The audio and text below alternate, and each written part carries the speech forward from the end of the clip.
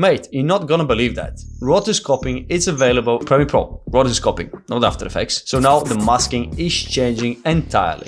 It's gonna be much easier. So to try this new feature, I will dive into Premiere Pro Beta and see what we can do with it. Okay, now in Premiere Pro Beta, I've got 3 clips onto the timeline.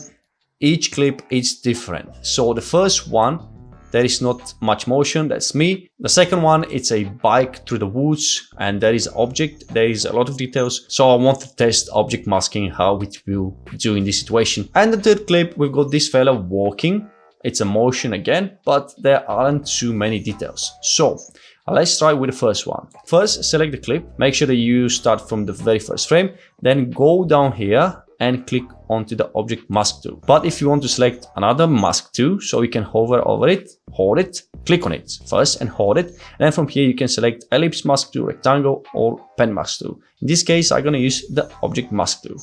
And then when you go onto the program monitor, when you hover over the object, you can see that the color changes to red. Then what I will do, I will create this rectangle and I'll select the object. In this case, it's me and the microphone. And now to track the masking, we can go to the unassigned mask. We can go to the tracker and click onto the track selected mask forward. Click on that and this will start tracking automatically the mask. And as you can see, I think it does a perfect job. I'm curious about the movement of the hand. So now the tracking is done, and to delete the background, we have to go back to the object mask, click on it and drag it all the way down to opacity and drop it over to the opacity. And boom, the background is gone. So let's make the screen bigger and play it. Wow. It's almost perfect masking, but as you can see, the edges are a little bit rough. So what I will do, I will go back to the masking and from here, I will increase the feather to, let's say 9. And to see how good is the masking, I will add a simple title. And it looks good. It looks good. So now we don't need to go to After Effects, use the rotoscoping, export a video without background and come back to Premiere Pro. Now you can do it in Premiere Pro, which is amazing. So there's the first example. Let's check the second example. So again, it's the same thing. We're going to select the object mask tool. I will create this rectangle so I can cover the whole object, the bicycle and the man.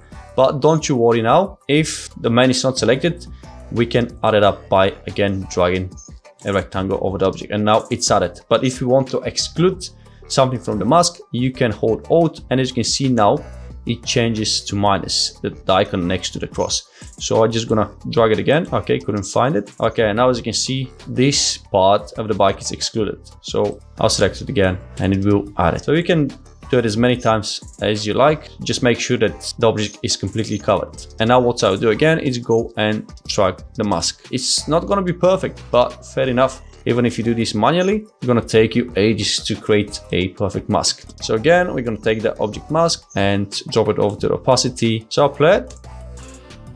And as you can see, it's not perfect, but it's good enough. And we're talking about a lot of motion here and a lot of details. Now let's go to the third one. It's the same method. So I'll select the whole thing, this fella, just like that, track it. Okay, the tracking is done. Let's remove the background. Okay, so let's play it and see. Right, it's perfect. The background is completely gone.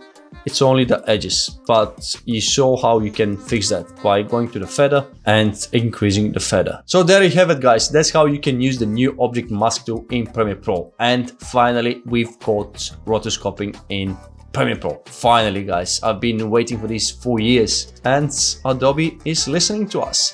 So yeah, it's super easy, it's super efficient and super effective, as you can see it. The only thing is that it's not available for the Premiere Pro main version. It's available only in Premiere Pro Beta, but hopefully we're gonna have it soon in the main version. So yeah, that's it, guys. If you did enjoy the video, please hit that like button and subscribe to my channel if you want to see more Premiere Pro videos. Thanks for watching and I will see you in the next one.